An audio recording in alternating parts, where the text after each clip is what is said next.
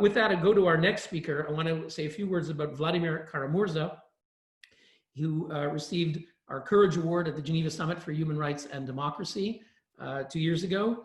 He is a well-known Russian democracy activist. He's vice president of the Free Russia Foundation, as well as chairman of the Boris Nemtsov Foundation, someone who was killed by the regime in Russia, and Vladimir was a longtime colleague of that Russian opposition leader. Vladimir himself was twice poisoned in Moscow in May 2015 and February 2017, leaving him in a coma and on life support. These murder attempts were widely viewed as politically motivated, quite similar to what we saw recently with opposition activist and leader Alex Navalny. Vladimir has testified on Russian affairs before parliaments in Europe and North America. He played a key role in the campaign for the passage of the Magnitsky Act, which I just mentioned before, a 2012 US law, and now that's adopted by many other countries, that imposes targeted sanctions on Russian and other human rights violators. He also writes commentary for leading newspapers and as director of 2 documentary films, They Chose Freedom, on the dissident movement in the former Soviet Union, and the film Nemtsov. With that, I give the floor over to Vladimir Kara-Murza to tell us whether Russia deserves to be elected to the UN Human Rights Council next week. Vladimir.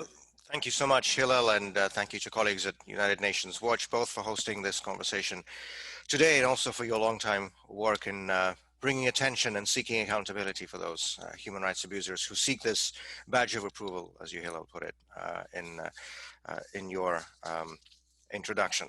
And I look forward to the day when we can all finally meet in person. I think everybody's getting tired of all of this online living, but it's very important that whatever conditions we're in and whatever format we can do this, that we do this, and we do this ahead of next week's voting at the General Assembly in New York. Just a second, I just want to make sure that my sound works correctly. Can you hear and see me okay? Okay, just want to make sure all the technical things are in place.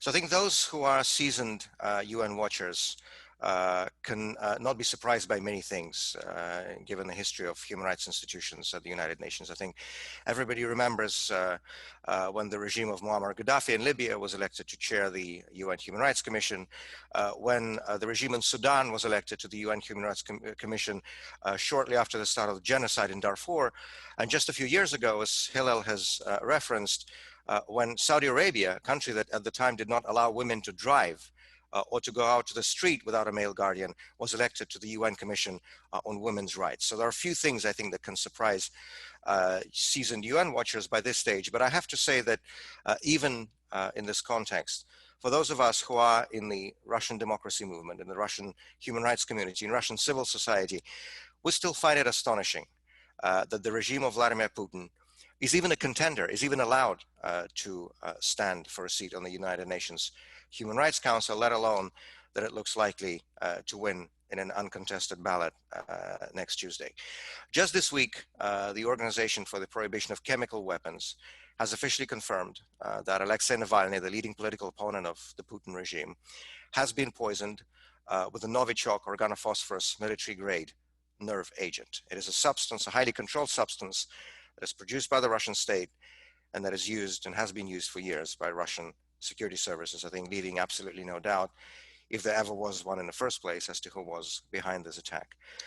We are meeting today on October the 9th, which is the birthday of Boris Nemtsov, my close friend and colleague, the Russian opposition leader, who would have turned 61 years old today, would have, because 5.5 years ago in February of 2015, he was gunned down in Moscow, literally in front of the Kremlin wall. And to this day, the organizers and masterminds of his assassination, the most high-profile political assassination in the modern history of Russia, remain unidentified at large and fully shielded by the Russian state. Earlier this year, the OSCE, the Organization for Security and Cooperation in Europe, issued its oversight report into the assassination of Boris Nemtsov and into the investigation, or the non-existent investigation, into the organizers of that assassination. And the conclusion they came to, a very clear conclusion, was that the reason for this impunity is not the lack of professionalism on the part of Russian law enforcement agencies, but lack of political will on the part of the Russian government. In other words, that the Putin regime was shielding and protecting those who had organized and carried out this murder. And I think the reasons for this are obvious. to anybody who is listening to us today. This is how the present regime in the Kremlin speaks with its political opponents, in the language of bullets and poisons. We have hundreds of political prisoners in Russia today. According to the Memorial Human Rights Center, which is the most respected human rights organization in Russia, the latest figure is 328 people. Just to put things in context, at the 1987 meeting of the Conference for Security and Cooperation in Europe in Vienna, the Soviet government admitted the existence of about 200 political prisoners at the time. According to human rights groups, the number was high, about 700 people, but nevertheless, the numbers are becoming comparable under the Putin regime today to what it had been in the late Soviet period. We have not had a free and fair election in Russia in 2 decades. Our parliament is a rubber stamp. All of our major media and every single national television network are fully controlled by the government. Peaceful protesters, citizens who dare to try to exercise their right to freedom of assembly, are targeted, arrested, and jailed for no other crime than trying to exercise one of their fundamental rights, guaranteed not only by our own constitution in Russia, but also by the European Convention of Human Rights, because of course Russia is a member state of the Council of Europe, and also United Nations documents such as the Universal Declaration of Human Rights and the International Covenant on Civil and Political Rights. And I can go on and on and on, but I think after 20 years of Vladimir Putin being in power, everybody knows perfectly well what his regime represents and how it behaves. Hillel mentioned at the beginning of our conversation the UN mandate on setting up the Human Rights Council, specifically referenced, and I want to quote this to get it exactly right, and I quote, "The members elected to the Council shall uphold the highest standards in the promotion and protection of human rights," end of quote.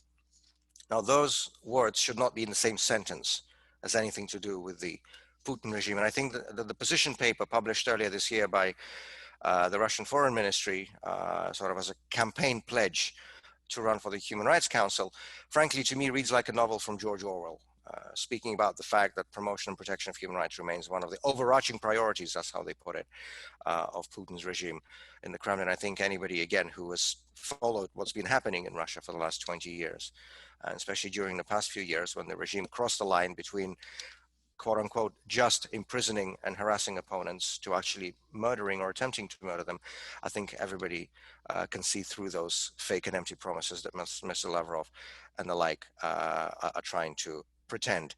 I love my country. I look forward to the day, and not just look forward, but my colleagues in the Russian opposition and I are doing everything we can to bring closer that day when Russia has a democratically elected government that will take its rightful place in all these international institutions, from the G8, from which we were expelled thanks to the policies of Putin, to the United Nations Human Rights Council and other similar rule of law based bodies.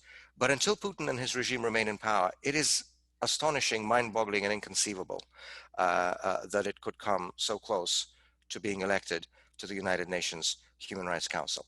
I'm not one of those people who think that the council is useless, who think that it should be abolished. It is an important body. It gives important opportunities. For example, oversight, not just for its own members, but for every UN member state through the Universal Periodic Review mechanism.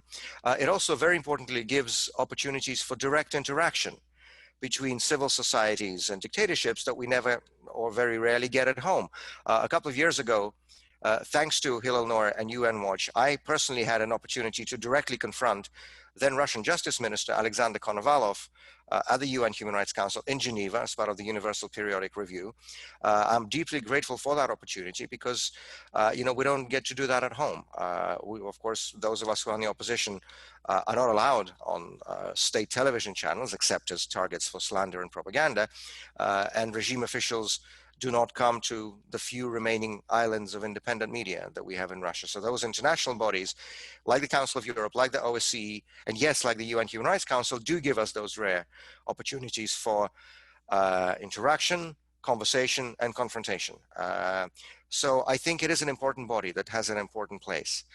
But if that's to be the case, then its core mission and its core mandate must be protected by the world's democracies. And that core mission and that core mandate, allow me to quote that resolution again, is that members elected to the Council shall uphold the highest standards in the promotion and protection of human rights. I think if the reputation, if the mission, if the mandate of the UN Human Rights Council is to be worth the paper it's written on, is to be worth its value, is to be meaningful in any way, those regimes that are among the world's worst abusers of human rights should not be allowed, that seal of approval should not be allowed to serve on institutions that are supposed to protect and promote human rights. And it is my sincere hope that the world's democracies find that courage in themselves in a secret ballot to deny those 97 votes next Tuesday, that the regime of Vladimir Putin needs to get that seal of approval that they will then be able to parade and use and quote to prop up its reputation, undeserved reputation across the world. I thank you very much, UN Watch and Hillel Noor, once again for the opportunity to participate in this event. And I look forward to any questions or comments you may have later.